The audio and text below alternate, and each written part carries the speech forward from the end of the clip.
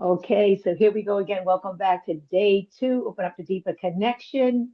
Healing sexual betrayal. Day two is a focus on moving beyond the mindset and learning how to tap into the body's wisdom as a way to access lasting transformation. So, welcome back, Brittany. I know we got Maria coming on the call, and whoever watches this replay, we are good to go. Hey, So, we'll get her on here. So I'm going to create a different view here today with gallery view since we have just a few with us today. I thought we would just, and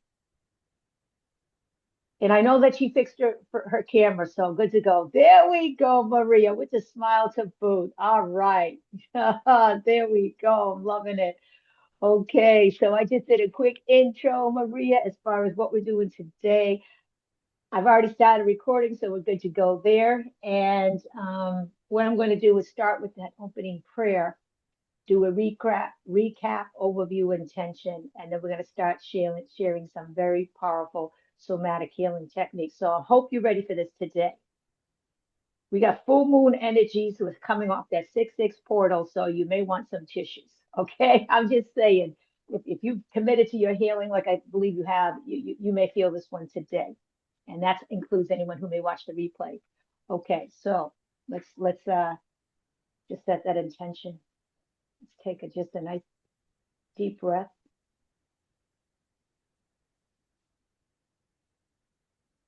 So again, my intention is that what is shared today is for the highest good and the mutual benefit of all sentient beings.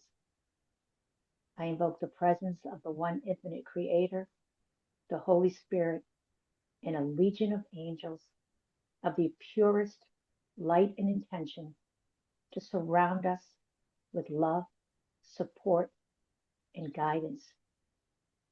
We are deeply grateful for the gift of your presence and for your divine protection. And so it is.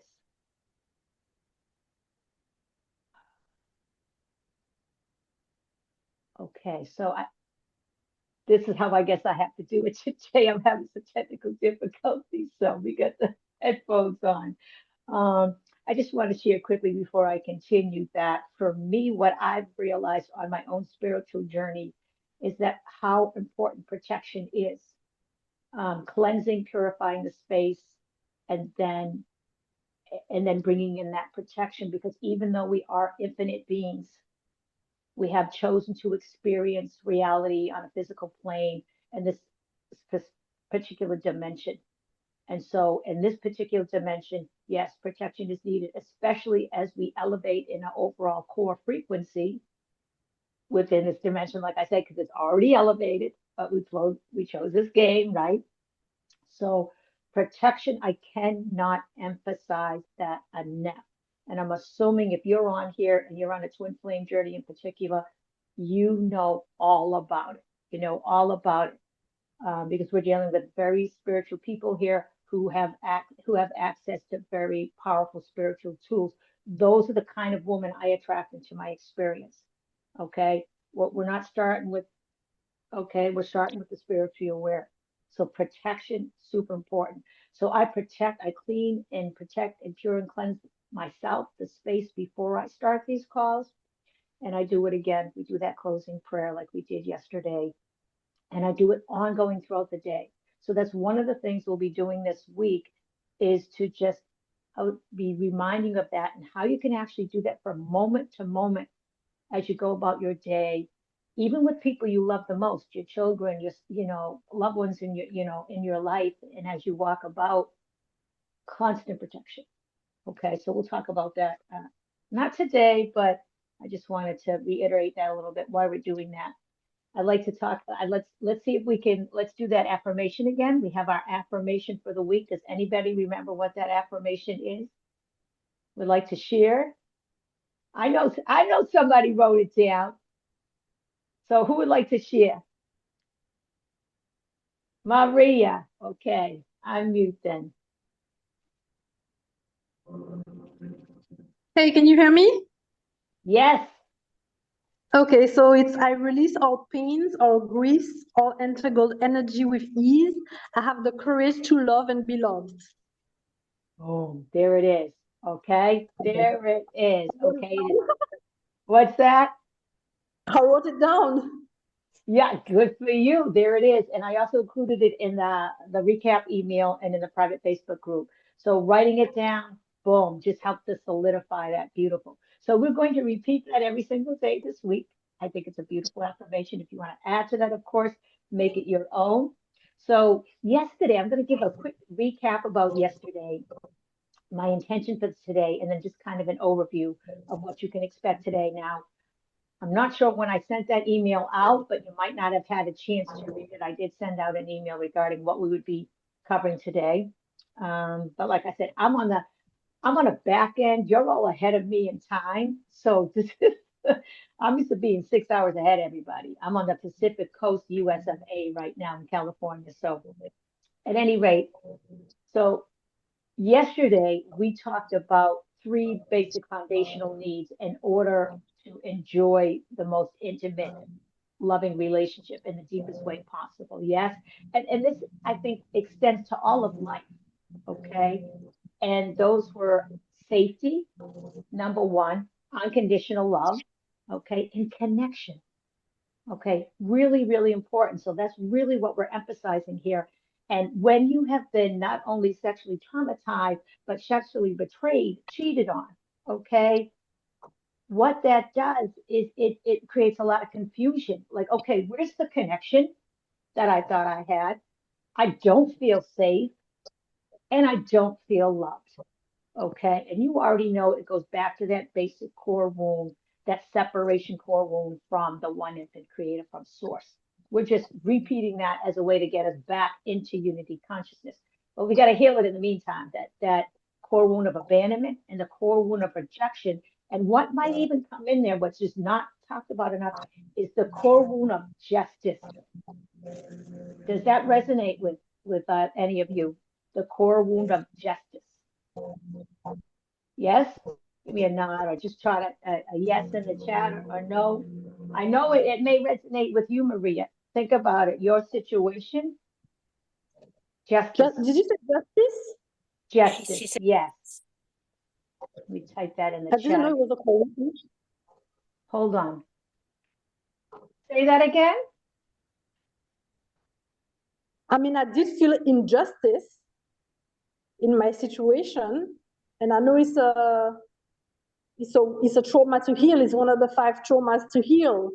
Yes. It's abandonment, rejection, injustice, betrayal, and humiliation.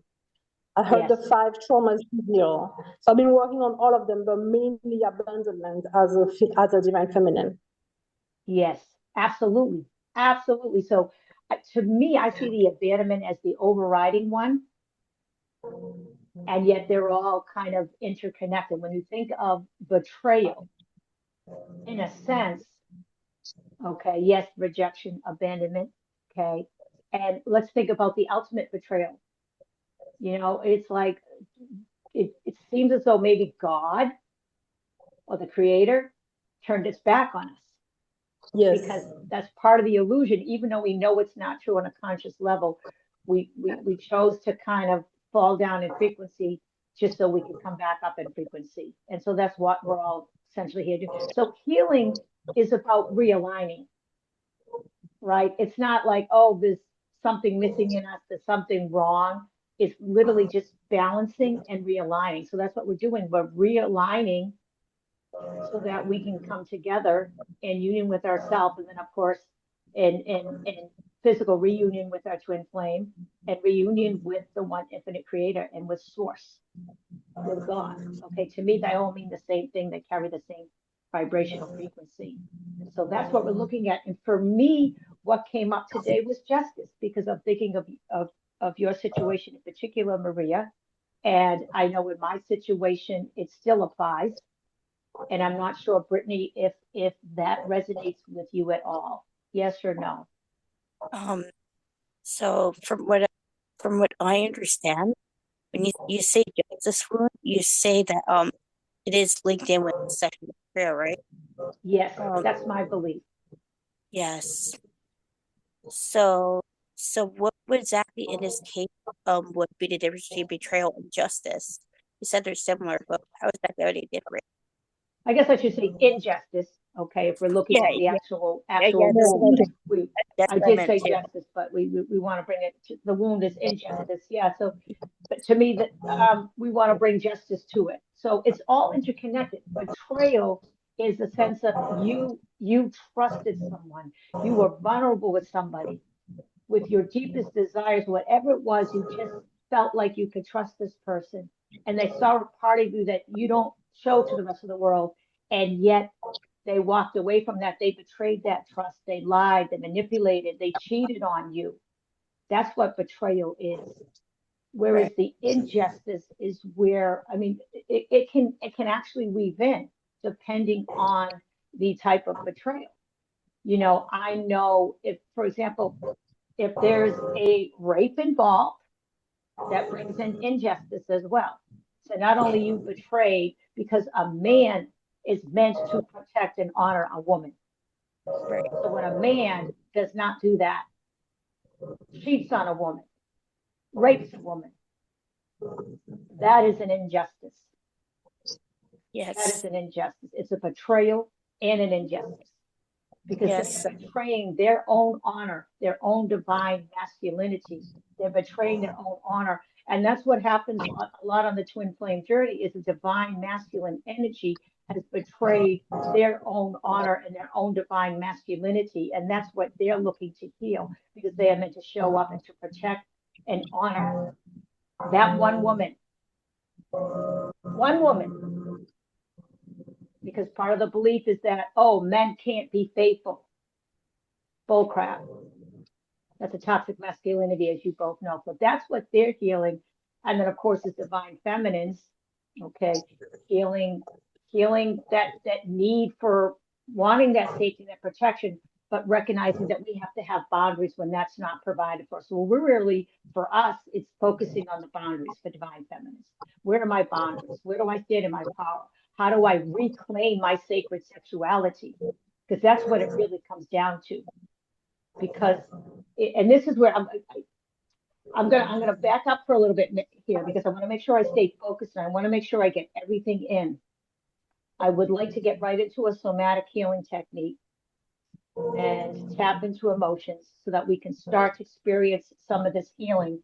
And then I would like to talk about how I've learned to envision betrayal and infidelity, what's going on in the mind, what's happening energetically, okay, spiritually, mentally, with the person who is unfaithful or who somehow betrays another sexually. Because even if it's just cheating on you, that involves sex. It involves sex. Okay, so sexual betrayal. Okay, so we're going to do something called, it's just reconnecting to your body. I don't really have another fancy name for it, but it focuses on. Can I just ask if you could just mute yourselves for now, just because there's some background noise that I'm hearing, and I want to make sure that everyone can hear it, including on the replay. So if you could, yeah, that would be great. Okay, so there are there are basic emotions. Okay, here we go. Okay, so you should be able to just do your turn off your audio and keep the video, Maria. I'm trying. Give me 1 minute. Okay. Okay. I see you trying. I honor that. I honor that. I honor that. You are. Okay, so beautiful. Okay. So part of what I shared yesterday, okay, I said I was going to do a quick recap and I shared the three needs, but also there are three discoveries that I've made on my own journey. I'm going to review those very, very quickly for you and then for anyone who watches the replay. Is that the point of entry for healing, especially sexual trauma, is through the body, through using somatic healing techniques. The mindset is important, but we've got to bring the body into it. We've got to make it more holistic, especially when it comes to a woman. Okay. Number two is that it's important for a woman in particular to be, men too, okay, but especially women, to be witnessed, held, seen, felt, validated. Because what often happens, especially with sexual trauma, and I'm focusing on women right now, is that the rape occurs, the sexual abuse, the sexual molestation, whatever it is occurs. First of all, you're told to keep it a secret. And even if you're not told, there's some kind of unconscious thing that says if you don't keep it a secret, you're gonna have some trouble here. Okay. You're gonna be either the message was you got, I'm gonna be unloved, depending on who it was, if it was a family member, okay, I'm not gonna get what I need. Because if you're a child, you are fully dependent on your caregivers. And if your caregivers are the ones that are not providing your needs and nurturing your needs, and they're the ones that are actually abusing or molesting you, there's a very uncomfortable dichotomy there where you're like, well, I kind of got to do this if I want to eat and have food and clothes on my back, or I'm going to create rifts or problems in the family. Okay, depending on how it shows up. So there's the secrecy, there's the shame around it. Okay, and I don't know what, in a lot of cases, and I don't know if this was the case for you or anyone on the replay, is that when you finally do tell somebody, it's either kind of like, diminished, the trauma is diminished, or you were not believed. No, that didn't happen. How dare you say that? So that's just adding trauma on top of trauma. Okay. So that's why it's so important. And remember, I mentioned that the nervous system needs to be able to integrate and process any event that might generate a lower vibrational emotional feeling. And so being nurtured and met in that moment is important. Remember, I shared the example of the girl who fell and skinned her knee. Okay. Well, guess what? With sexual trauma, you don't get that. You didn't get that. And so part of the critical aspect of healing is being met, being seen, like being here today. Like, I see you. I hear you. You've shared just enough of your story for me to better understand, for me to witness you. It's not like you got all dug deep in it and shared all the details because you know better than to do that, but you're sharing it because part of the healing is getting it out and saying, hey, this happened to me. I get it. Okay. It's part of releasing that. In a group of women who like, okay, you're not going to get shamed. You're not going to be told, no, that's wrong. It didn't happen. You must have made it happen. You must have done something or did something or said something. No, this is where you are seen, you are validated. Like I said, you are held in a sacred container. And that's called nurturing and being emotionally met. And that's where most women will not just only share a little bit of their story with others, and yet maybe start to release some of the pain and the emotions around it. There is great power in that because there's healing that happens alone, right? As divine feminines or anyone who's on an intense healing journey, there's a lot of crying, there's a lot of tears. That's just part of the journey. Okay, it's we understand it. It's not always pleasant, but it's a necessary aspect of healing and transformation and ultimately a spiritual ascension. Okay. And yet there is even greater power in healing with others, in being able to cry with other women and release that pain and those emotions. That just takes it to another level because what it does is it builds that sense of safety, that sense of vulnerability. Okay, I'm opening up to trusting again. So clearly, it's like scaffolding. Okay, you're gonna open up to yourself first. You're gonna open up maybe to maybe not to a very very close friend. I don't know, and then you begin to open up in spaces like this. Do you see how that trust continues to build in that way? You're here on camera. That says something. That takes courage. It takes courage. It tells me a lot, first of all, about your commitment, okay, and about your willingness to kind of move forward courageously because you want to get back to that place where you feel safe and you feel more vulnerable, because ultimately it is that which is going to allow you to connect at a level that you truly want to connect. And that's part of why I'm here. So it's that witnessing is so important. And the third one I mentioned, okay, is the free flow of sexual energy. Because again, sexual energy is the creative life force of the universe. It's how we manifest. It's why manifestation blocks, money blocks, love, whatever it is, show up in a person's life who has experienced sexual trauma. It's why we get echoes of sexual trauma. It's why more likely we're likely to experience energetic patterns of being sexually betrayed, of infidelity, and being cheated on. Okay, because it's all, and we're looking to dismantle those patterns. And I know that's why you're here. And yet that's not talked about a lot. I don't hear people talking about sexual energy and how that's connected to manifestation and creativity. That's the second chakra. We know that it's about pleasure. We know it's about creativity. Yet it's really, I'm just saying, there's not a lot of talk about the ancient temples and the high priestesses and who are actually using their elevated sacred sexuality with sacred intimacy to help to enlighten men.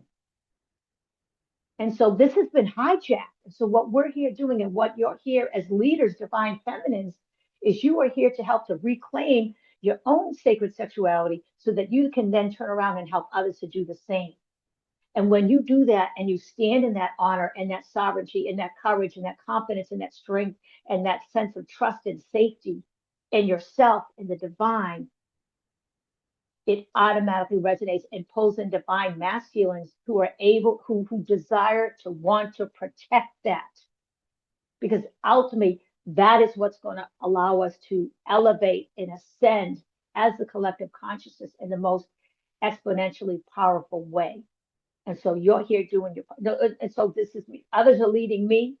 I come and lead you. You lead others. This is all a co-creative process.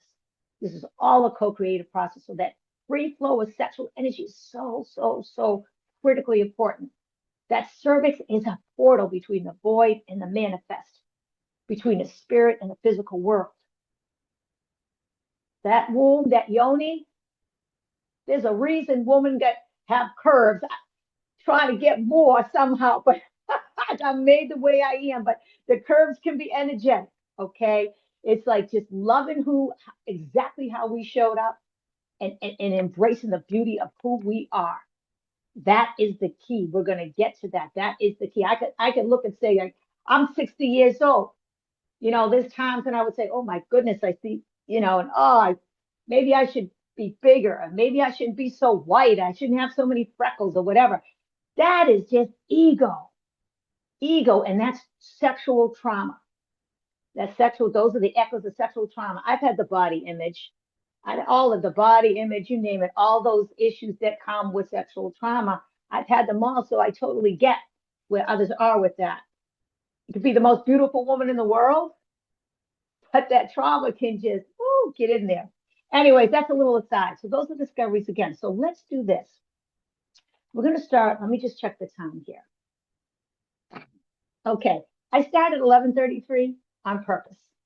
I don't know if anyone noticed that. I sat 3 minutes after the hour. Nobody asked. I was kind of nobody asked. I do that intentionally because I'm trying to disrupt patterns. Like everything, rituals are important. Don't get me wrong. There's power in rituals. And sometimes it's great to kind of just, disrupt the pattern a little bit. Okay. Because I know you posted something, Maria, about Roman time and the Roman. I was like, let's disrupt that right now and go according to our intuition and natural cycles. So yeah, we are definitely aligned and resonating on that one. So that is 100% intentional. 100% intentional. Okay, so we're going to do some conscious breathing first to kind of get us ready to prepare ourselves for reconnecting with our body. So I'm going to do something called square breath. Have you heard of that? Have you heard of that? Okay. First of all, conscious breathing is exactly what it says. You're conscious of exactly how you're breathing, and you're being intentional about it. And conscious breathing is one of the most basic somatic healing techniques. Soma is a Greek word for body. We're talking about the body. It's basically, we end up all in our head when we've experienced trauma. All mental disease, all of it, including the most seriously challenging mental diseases such as schizophrenia, bipolar, BPD, all of it, not just anxiety, OCD, is due to unhealed trauma. Unhealed trauma. So it's all curable. Okay. I, for one, have experienced extreme OCD, debilitating anxiety, panic attacks. Okay. And, suicidal ideation. And I don't have, this power in healing. I don't experience any of that anymore.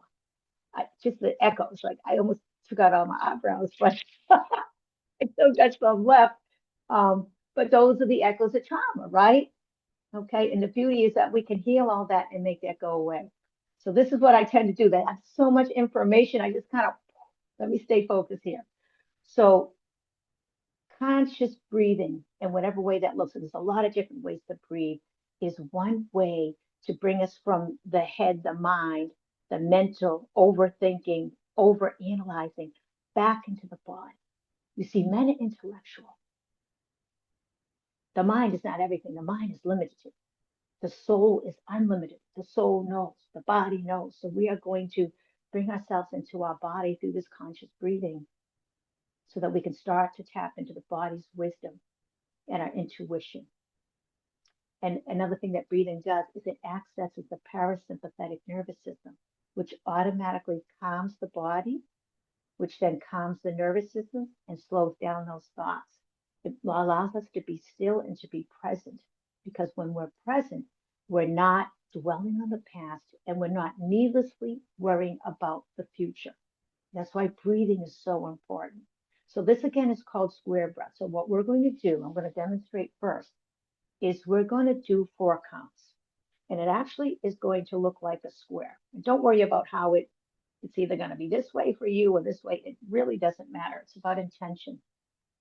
So we're going to start with an inhale and we're going to go up. Imagine going up on the square for a 4 count, right?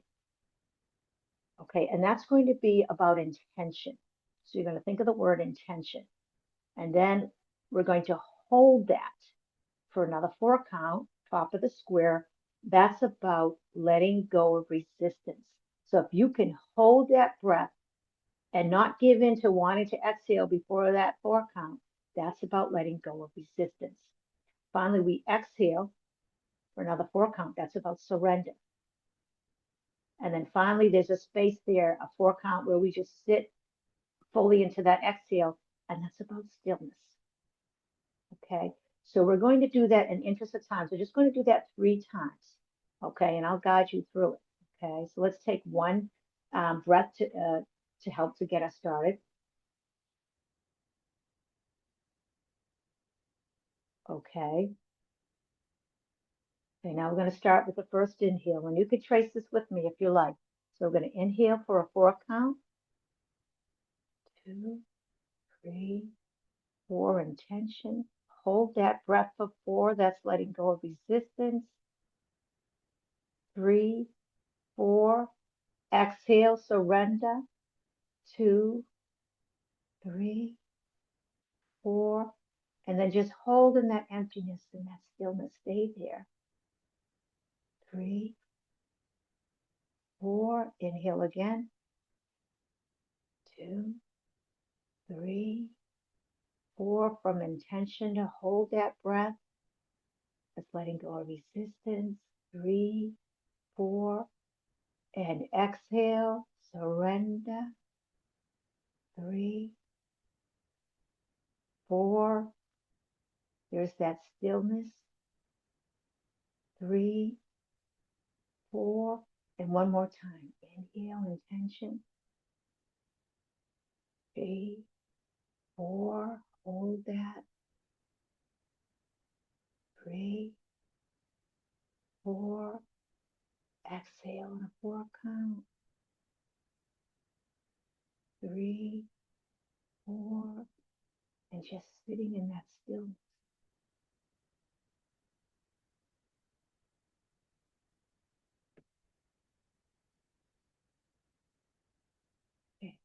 So let me ask you, do you feel calmer with that?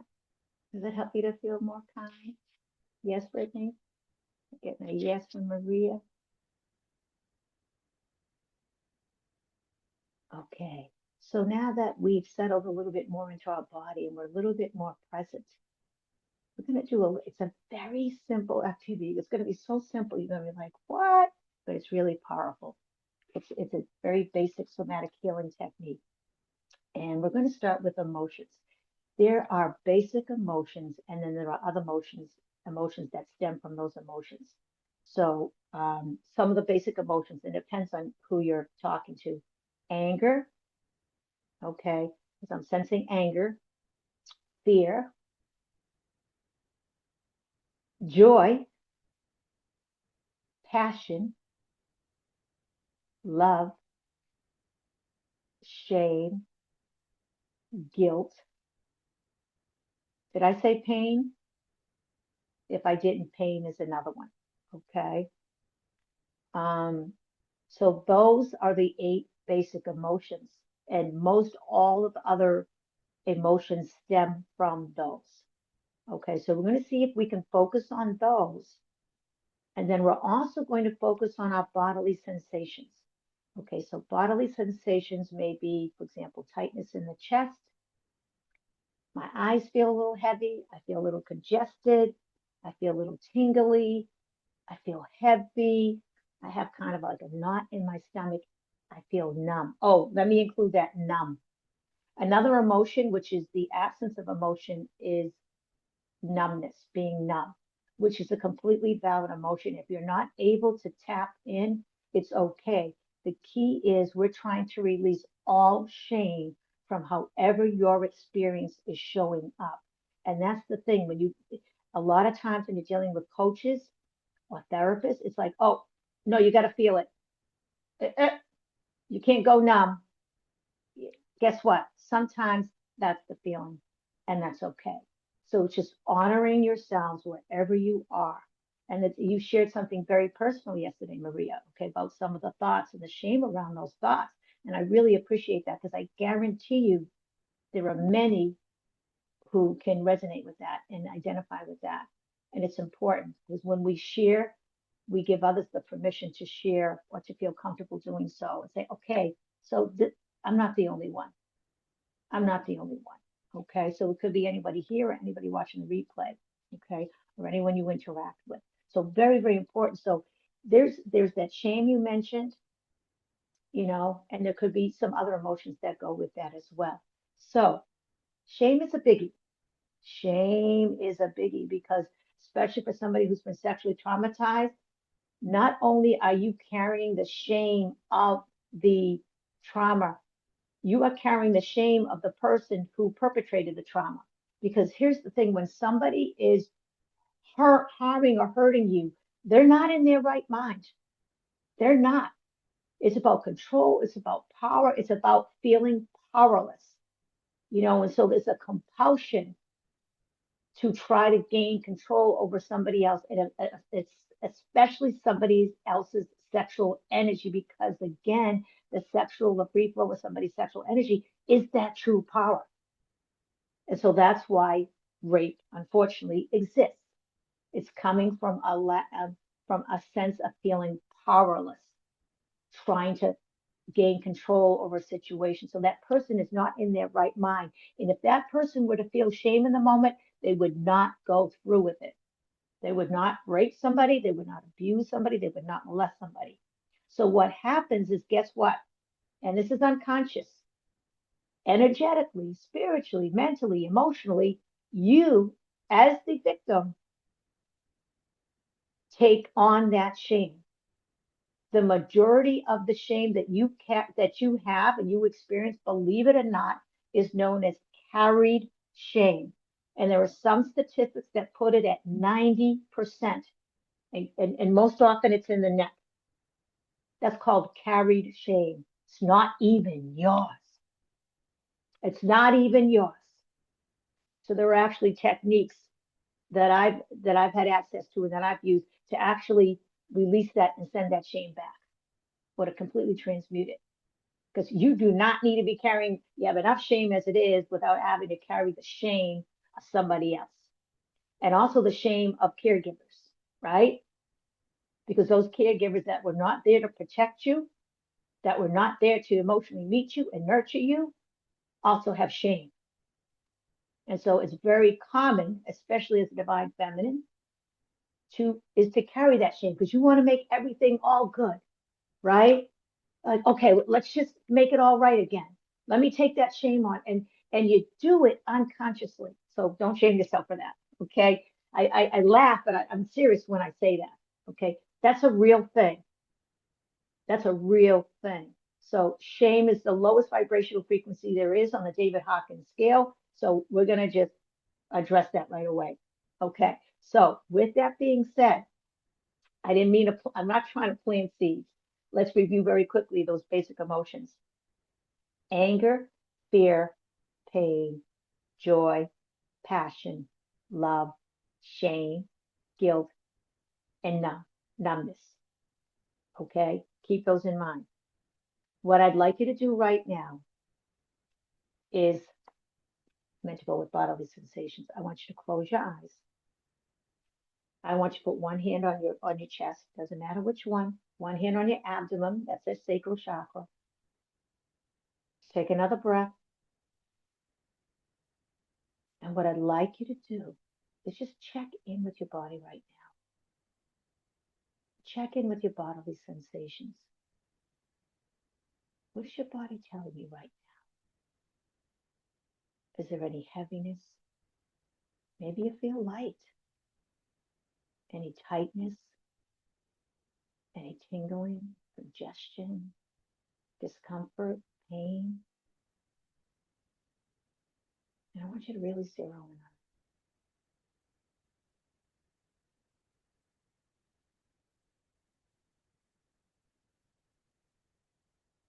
And then what I'd like you to do when you feel ready is in the chat, I'd like you to type in what that sensation is you're experiencing and where in the body you are experiencing it. For example, I could say that I'm experiencing some light congestion in my forehead. Okay.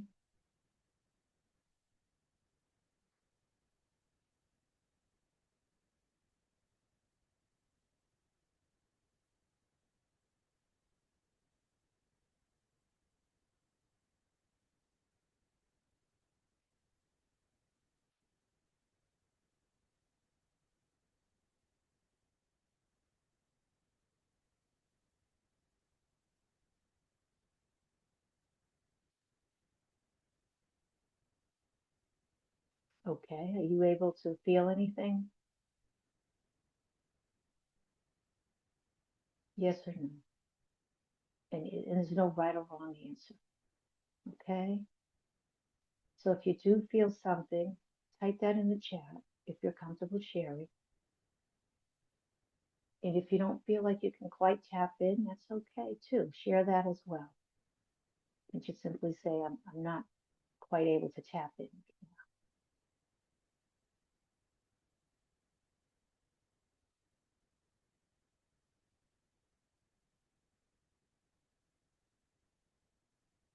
Okay. We're in the back specifically, Maria.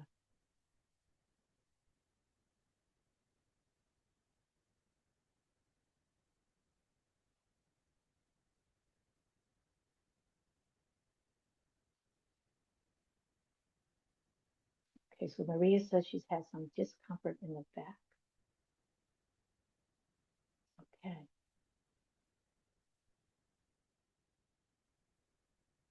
Brittany, are you able to tap in? Yes?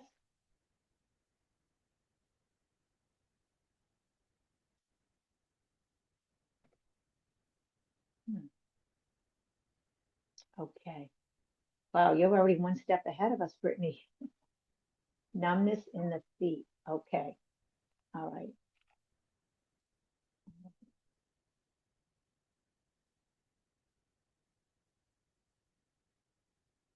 Okay. And Maria, she says this anger beneath this numbness. Okay. Maria says, I'm seated on the floor against the wall, charging my phone. That's also, okay, okay, okay. So that's not something that you've been typically experiencing, Maria? Okay, okay, okay. Let's do this. Let's do this. Um, I'm trying to think how I want to proceed here. I think with this, okay, let me do this for now. It seems like you've already been able to identify the emotion with that, Brittany. Okay.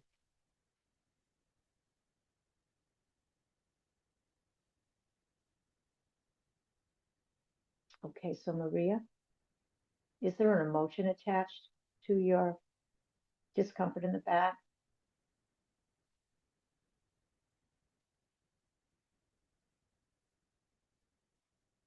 So Brittany,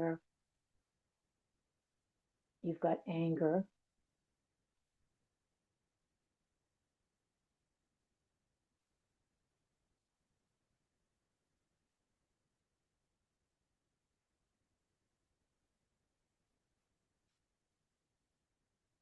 Okay, let me do something here. I am going to bring, let's do this. Let's do this. I'm going to bring Brittany. I don't know if I know how to do this, but I'm going to see if I can. I kind of I want to bring you on here with me, but I'm not sure how to change that view, and I'm not going to stress about it because I'm a divine feminine. We just go with the flow. So let me see. Oh my goodness, now I'm really getting off. Hold on. Let me change my view here. That's not what I meant to do. Oh, oh, shucks. Hmm. Oh, okay, here we go. It's I'm being challenged here. Ah, I'm having some technical difficulties here. Okay, I'm trying to bring you back. Okay. All right, now I've got you. Okay, that's not going to work either. Wow. Ah, this is interesting. Did not happen on the last master class. It went very smoothly. So I'm being okay. Not able to do what I really want here. So I'm gonna have to look at that and see how I can do that. So Brittany, I'm gonna ask you to unmute if you could please. Yes. Okay, and okay, still not quite the view that I'm looking for, but that's okay. Right. Yeah, dang, I kind of want to have me next to you so that I can witness you is what I'm looking to do. And I guess we'll just make the best of it. It's not the best as far as energetic, but that's okay. It's all about intention. We'll make it work. Okay, so Brittany, you said that you have numbness in your feet and you're feeling anger. Yes. Because I've been doing the work for a very long time. So I know that some emotions are like secondary emotion. I took a shot at it. It's lucky. So, Wait a minute, I'm sorry. I'm having trouble hearing you. It's oh, cutting in and oh, out. oh, all right. I said that I know that some emotions are secondary emotions, and I wasn't sure if numbness was, but I just decided to look if it was, and um, that's what I found, anger. Okay. So you said Yeah. something else before then that I didn't quite hear. Well, You meant, that was that's what I was trying to say. That's pretty much it. So, okay, okay. yeah, So do you want to sit in that emotion a little bit? See if you of can sit in that course. anger a little bit and feel that,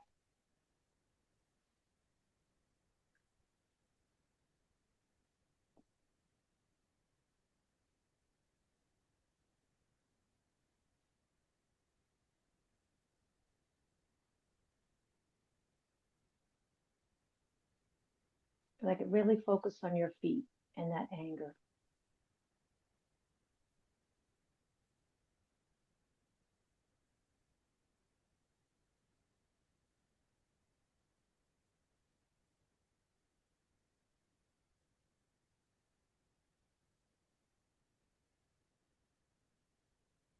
Now you're mentioning that potentially anger is a secondary emotion. Yeah, Is there something beneath that anger? I feel sadness. And I Okay. see an image too. What do you see? I see me as a kid. With my, I don't know if it's a memory or if it's like a metaphorical thing, but I see me with my legs against my chest. I look like I'm breaking inside, I guess, like a Mhm. birdie. Okay. Sadness. Okay. I'm glad you're able to identify that. Okay. And you actually had an image to go with it. Let's see if you can come and sit in that sadness a little bit. Okay. Okay.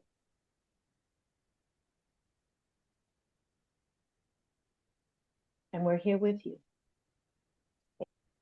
Okay. Together, we're going to help you to feel that sadness.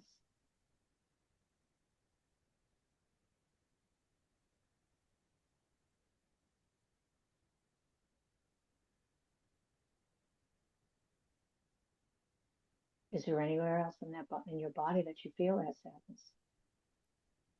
I'll look to see if something similar. Mm. I think it's mostly in my lower body. I don't feel anything. Like I feel like it's legs, like there's sadness in legs. So Okay. So yeah, focus on the feeling. You don't need to see anything. okay, Focus on the feeling.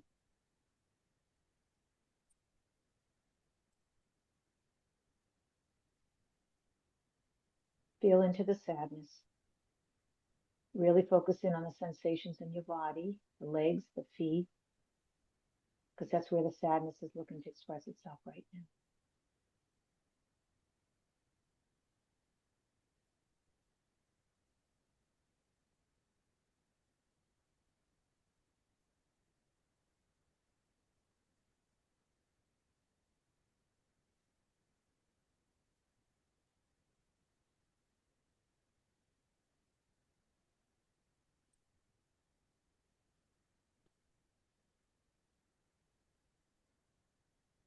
Okay, I want you to relax your jaw. Breathe into it. Breathe into it.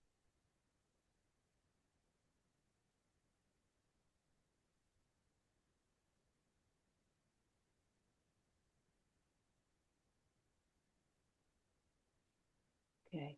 Are we good if we stop here for now, Brittany? okay, Good. Okay.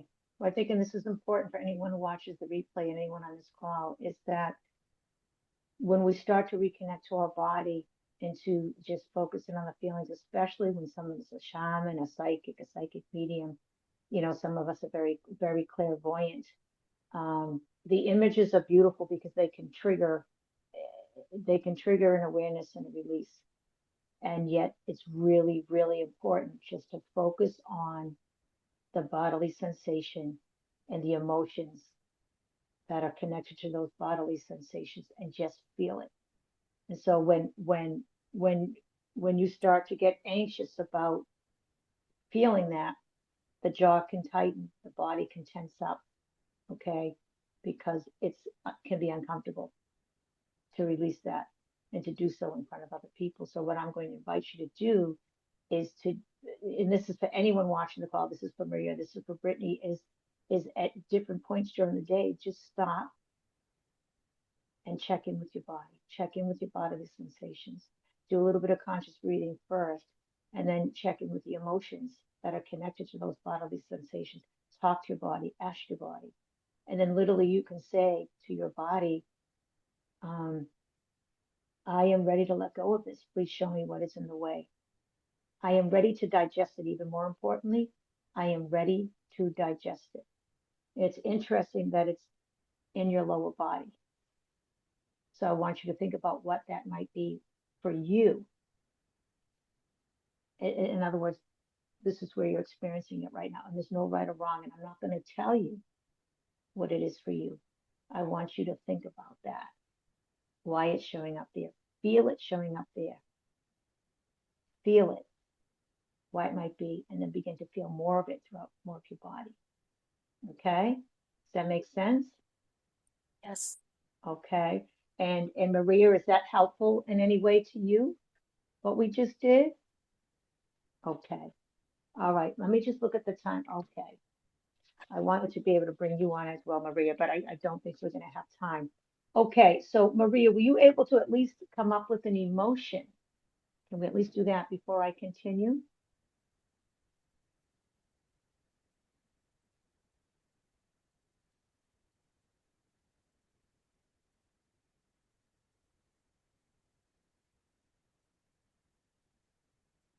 Okay. Okay. So I'm going to continue here. So that's what's going. Hello? Oh, yes. Okay. Were you able to come up with, Yeah. were you able to come, Sorry. were you able to come up with an emotion? So for me, it's still shame. That's what I heard Okay. my body say. Your belly My or body. your body?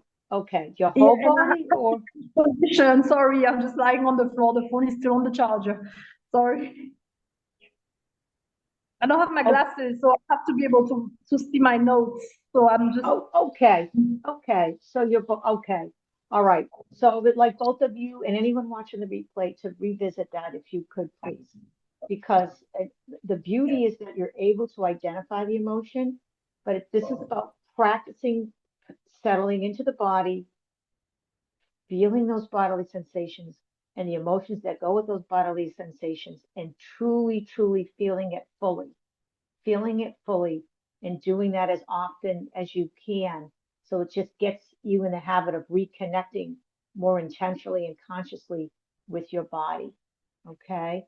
All right. So if I take a little extra time today, would that be okay for you and Maria and Brittany? Okay, I think I'm going to take a little extra time, and if you have to jump off, that's fine. But there's going to be a replay option, and I want to make sure I get some of this done. So I did promise to talk about the biology of betrayal. Obviously, it's holistic. So I'm going to share a very powerful metaphor that was divinely given to me regarding particularly infidelity. And this can go as far as sex addiction, okay? Because that's something that I've experienced in my life is a connection with sex addiction, which is pretty serious, okay? It just kind of takes sexual betrayal to a whole nother level. So first of all, unhealed trauma is the reason for all of it. It's the reason why somebody cheats on somebody. It's the reason why somebody generates an energetic pattern where somebody is likely to cheat on them. Okay. And I'm going to look at it, and not, I could look at divine feminine, divine masculine energy. I could look at push pull energy. It all applies. Okay. But I'm going to come from like a psychological perspective as well as talking about energy and the neurology, of course. Okay, I've already shared that if you've been through trauma, you have neural pathways that have been developed that based on certain messages that you receive based on the type of trauma that you've experienced. So this is what typically happens. You have, for example, people like you who've been cheated on, lied, betrayed, what have you, and you as the one that's okay, what's going on here? Okay, and you feel like, oh my goodness, I did everything I could to make this connection work. A lot of times what happens is the I guess I'll call the feminine energy, or the, I don't want to say divine feminine because it's not divine feminine just yet, if you're living in that betrayal, is the feminine energy will typically be the people pleaser, will sacrifice their own dreams, their own desires in order to get that love in exchange for that love. You know, for me, and I'm going to speak for myself, is for me, I didn't realize it because of my own trauma. I was like, okay, I'm not good enough.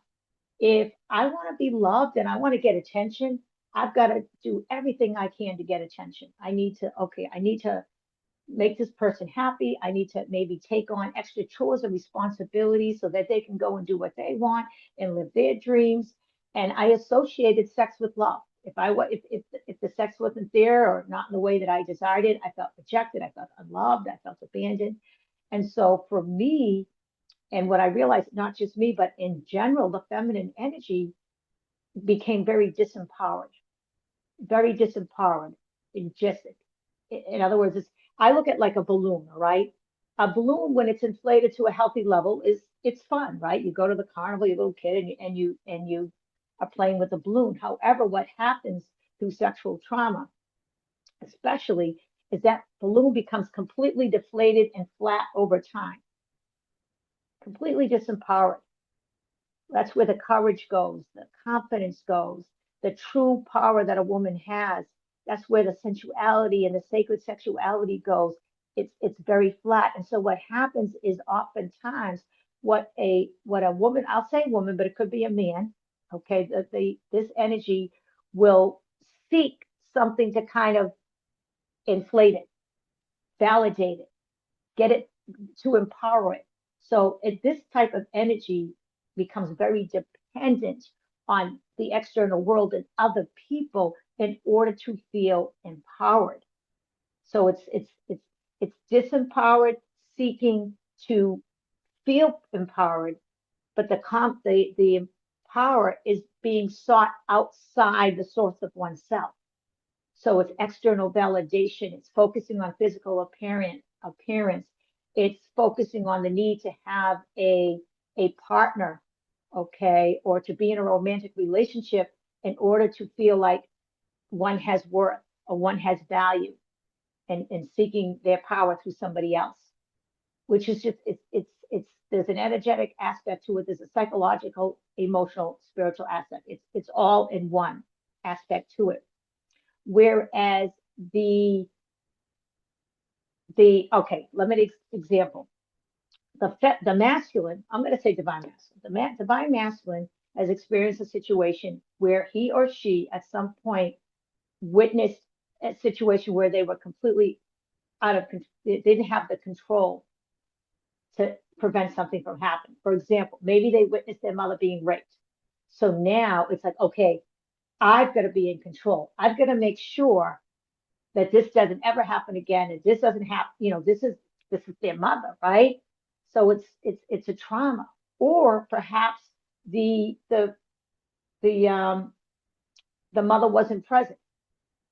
The mother was okay doing drugs or so depressed that they were neglecting their child. So it was kind of like this person, divine masculine, typically had to kind of take on the responsibility of taking, in other words, if the mother was raped, or another situation, if the mother just wasn't available and was neglectful, this child had to take on extra responsibility. It could be, divine masculine said, okay, now I got to go I got to run to the store and get the groceries. I got to make sure, I got to take care of my little, brothers and sisters. I got to do A, B, C, D, because if I don't get it done, this household isn't going to run, and I'm not going to get the love that I need, because I need survival. I need to take care of myself.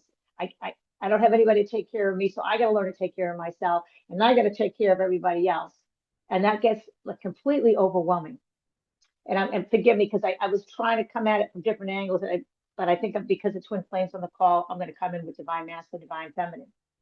And so what happens in this situation is that there's something called false empowerment, where the balloon gets blown up almost too much, like super inflated ego, very much in the 3D, in the matrix. So external validation is just as important, except for the divine masculine energy. It's about a trophy wife. It's about how much can I how much money can I make? How many awards? Like, how can I continue to validate myself? How many girls or women or men or whatever can I get, to make me feel like, oh wow, yeah, look at me, because they as well are seeking that external validation. They are seeking that love because they've been abandoned, neglected in their own way. Except here's the difference with the energy, and this is the caveat that I really want to get at here. With this falsely empowered aspect, it might look like success when it's really not, okay? It's really hard to come back down. It's really hard to come back down. So what happens is when they come into connection with a divine feminine who is still disempowered, still with a certain degree of unhealed trauma, here's what happens. Divine feminine is, remember, looking for that relationship. Oh my goodness, I need to feel safe and supported. I need to be in a relationship to know that I'm loved and appreciated and I'm valued. I need that validation, even though we don't do it consciously. And so what happens is divine masculine energy is already feeling overwhelmed. It's like, oh my God, I got to take care of somebody else now because they're the person, remember, growing up, they're the ones that were taking care of the siblings. They're the ones that were taking care of their own basic needs. So they've developed this sense of uber independence. I don't need anybody. I don't need anybody. I can take care of myself, which is saying they don't need anybody is not really true because deep beneath, they want connection just as much as the divine feminine, except their trauma is expressing itself in this way. Okay. And part of what the divine masculine does is also seeks pleasure as a form of escapism. Okay. I just want to have a good time. I've been super responsible. I've been so busy taking care of everybody else. And so they just want to have a good time. They never really got to play. I want to enjoy pleasure as much as I can. And the other aspect of it is when the divine feminine comes in unhealed and kind of needy and clingy, that was me, okay, is the divine masculine will feel smothered. The word that they want their freedom. It's like because energetically, it's like, oh my goodness, I'm so overwhelmed. I can't take care of another person. I've done this. And I'm so busy trying to take care of myself. And what happens with a lot of divine masculines or this type of energy is that they they end up like, let's say for example, like divine masculine say, okay, I'm going to make 10,000 a month. I'm going to do this. They're running their business, and I've seen it happen. They burn out because they overdo, they overproduce in whatever way that looks, and they burn out. And then they realize, okay, something has to change here and I need to heal as well. But that's what happens. They're the falsely empowered. Okay, except falsely empowered can look like success. And it's a lot easier to accept somebody as falsely empowered versus someone who's completely disempowered because somebody who's disempowered tends to hide, tends to be in the shadows, tends to not feel safe, doesn't feel confident, like, oh, doesn't want to step out and say, okay, I'm going to do this, I'm going to do that. The energies are expressed differently, but the core wound is exactly the same. So that's what's happening. And so what infidelity is in a sense, it's divine masculine trying to just get a little bit of relief from feeling smothered. So they don't necessarily consciously know what they're doing. And that's why they're doing it. They feel this compulsion and they love their wife, they love their partner. And yet there's this compulsion to go elsewhere, to cheat, to have sex. And then there's the shame that they feel after it. And yet there's part of them that they can't seem to stop it, and that's a compulsion. And that's something that's in the neurology, and they actually can't help it. It's not that they want to. I'll share an extreme situation. I had a conversation with a sex addict who I would describe as a masculine, toxic masculine energy. And he had obviously dealt with some childhood trauma, and he was the one who was taking care of his family. And he actually witnessed his mother getting raped. He ended up becoming this well-known Australian rugby player, like professional, like very well known, very popular, well known, very good looking, very athletic. And he fell in love, married this woman. And for 10 years, they developed this family, beautiful love. But once he stopped playing soccer, there was a void. All of a sudden, there was a void, and he didn't know what to do with it. He couldn't handle it. He didn't know what it was. That all of a sudden, he felt the compulsion to cheat on his wife with her best friend. And what he realized, what it was the playing at such a high level. He got so much external validation.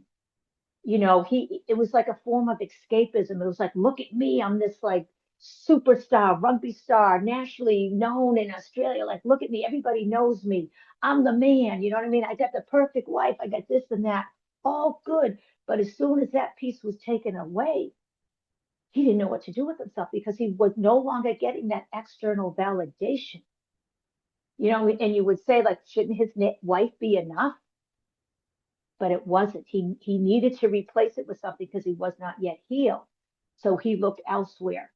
And what he shared with me, I thought was very, very, and I think this would be enlightening to you as someone who's been on the other end of betrayal. He's like, you know what? I love my wife. I don't even love this other woman.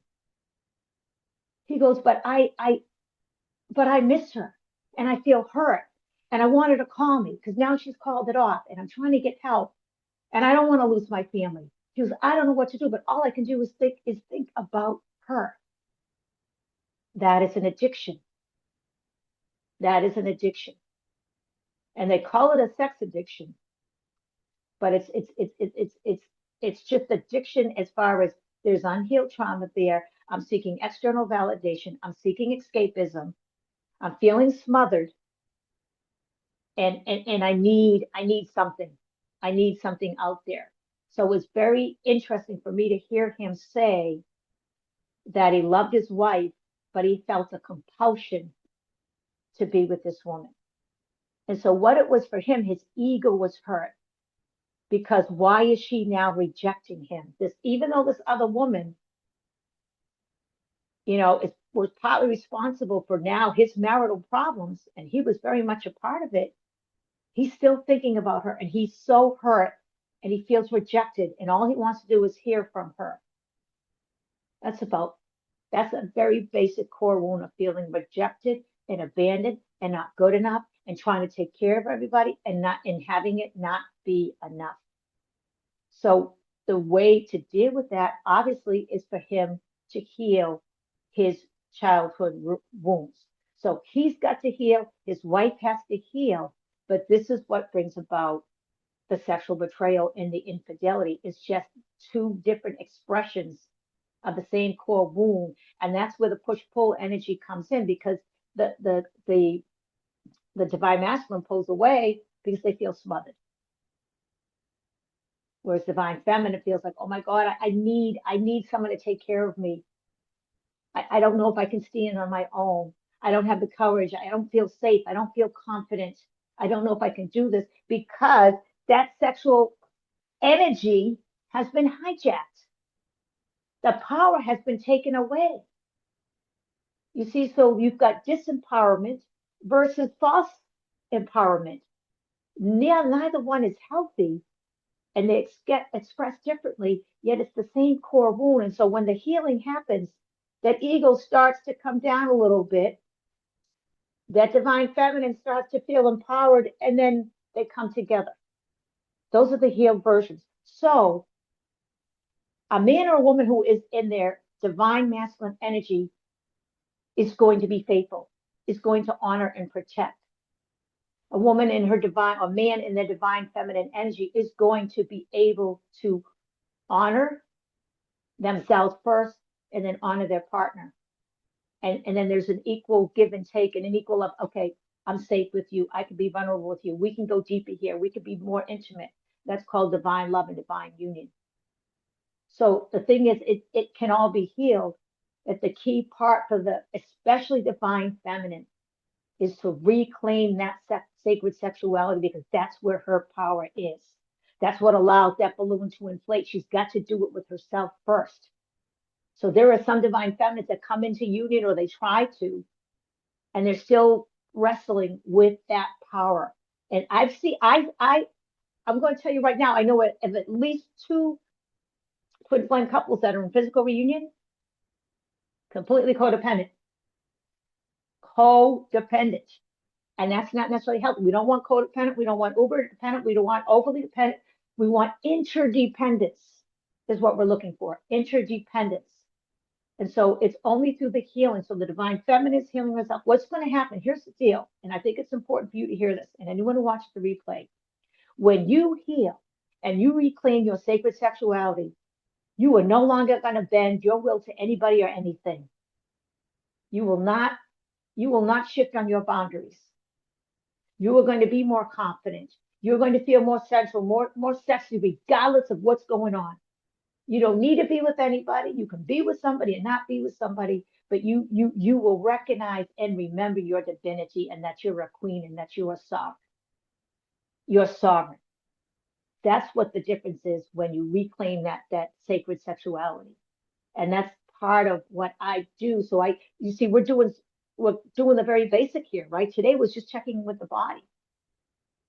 That, believe it or not, with some of the women I've worked with, is the most challenging. Oh my God, now I've got to come out of my head. But we're in a mental realm, patriarchy. We're trying to dismantle it. Yeah, we got to come back to the body. We need to come back to the body. And that's why I'm really big on somatic healing techniques, because that's how we get it back. That's how we get it back. So, like I said, if it gets to the point, it's almost like a compulsive habit. The cheating is a compulsive habit until this person heals. And if this person doesn't heal, you walk away and you heal yourself. And you're both on here, and anyone who watches the replay, you already know. You already know. And so you have the difficult conversations. You make the difficult choices because you start to make choices for you. You start to make choices for you. So I had wanted to do another technique. We've got to just finish it up today, and I'll just allow it to be what it is, a free flow. Hopefully, at least I'm giving you some benefit and some value. I'm sharing some information, and I'm sharing some techniques that are going to get you to, to the next step. So with that being said, first of all, I would like to see if you have any questions for today and any takeaways that you have so far, either from yesterday's session or today's session. And that includes anyone who's watching the replay. You're more than welcome to share your own takeaways via email in the private Facebook group, however that works. But let's see if very quickly, before we do this closing prayer, if you've got any questions, you can just unmute your mic in the interest of time and just ask away. Hello? Yes. I just had a question about crying, because you said that it was helping to heal, to let it go, to cry. And I found myself wanting to cry, especially when I think of my sexual trauma, but not managing to. It just doesn't come out. Okay. So first of all, do you have your video? Do you have your video? The video on? Okay, beautiful. Okay. That is very typical and very common as part of the journey of self-healing and transformation. And there's definitely tools to help to allow that to happen. And part of what's important is, again, I'm going to come back to the issue of safety. There's something about feeling safe or not feeling safe. And you've got to really feel safe to be able to just let it go. There could have been some point within your childhood where you wanted to express those emotions and you were not able to. You were not in an environment where you felt safe. It could have been during the sexual trauma itself. Maybe you wanted to yell out, scream out, cry, and you were not able to. And so that's part of the energy behind it. And I share that because I've had that personal experience. And I know a lot of other women who've experienced sexual trauma have had the same experience. Obviously, I know, I cried, but they were silent tears, you know? So we hold it in, because if we don't, we could get hurt, or we could get hurt more. So that's really what the energy is about. And so part of just having that awareness can help to start to soften the body. Okay, so again, what I do here is provide these different types of techniques to reconnect to the body, to soften the body, to start to tell the body that, okay, it's safe. It's safe enough now to release this next layer. Because the purging is so critically important. Being able to release and being able to cry, because tears are the great dissolver. They're a gift from the divine, really a great dissolver as far as just shedding.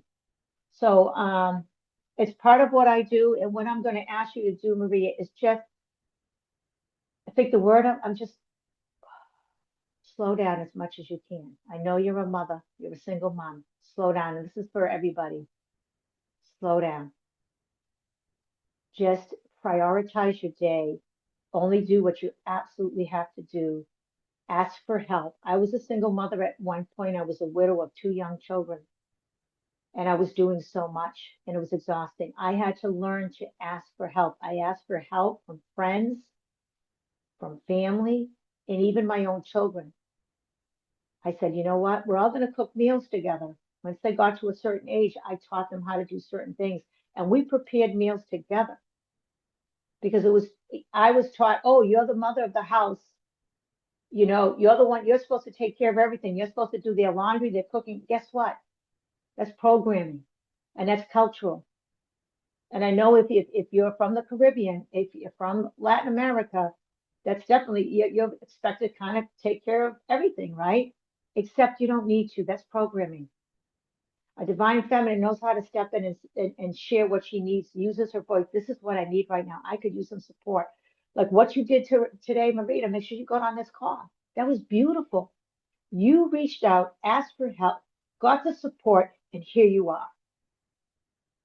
That's beautiful. That's a beautiful example of getting the support you need, asking for it because you were committed to your own healing and transformation.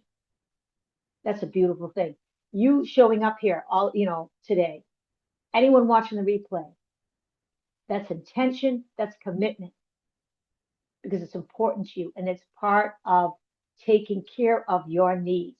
Taking this time today, shifting around your schedule, that's making you the priority. Taking time to watch the replay, that's making you the priority. And that's what helps to heal.